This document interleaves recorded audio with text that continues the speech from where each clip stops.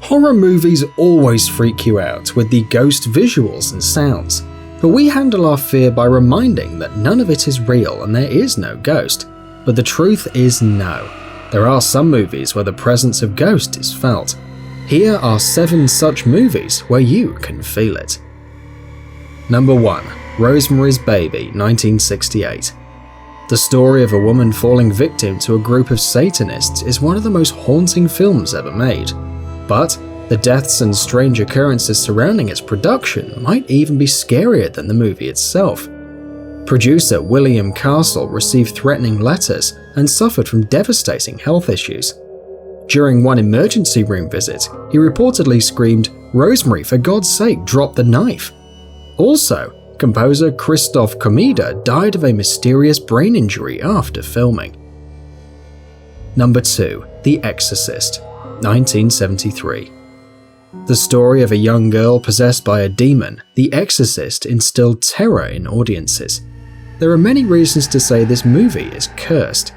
Shooting was delayed due to the fire at the set, destroying the McNeil's home. However, the fact that Regan's room was unharmed by the fire is still creepy. In 1987, actress Mercedes McCambridge, who played the demonic voice of Pazuzu, was the victim of a horrific tragedy when her son murdered his wife and children before taking his own life. Number 3. The Omen, 1976.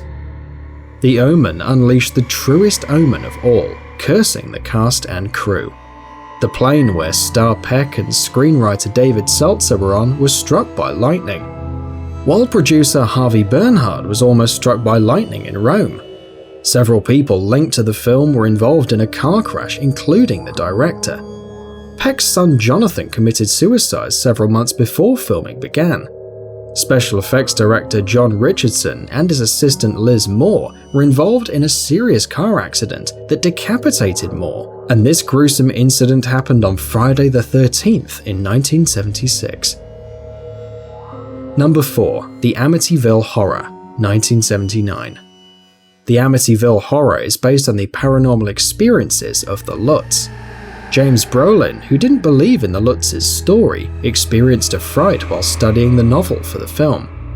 Initially hesitant to take part, he agreed to do it after his pants fell from their hanger, causing him to jump and nearly crash his head through the ceiling. Number 5. Poltergeist, 1982. The movie is widely believed to be cursed due to several real-life tragedies.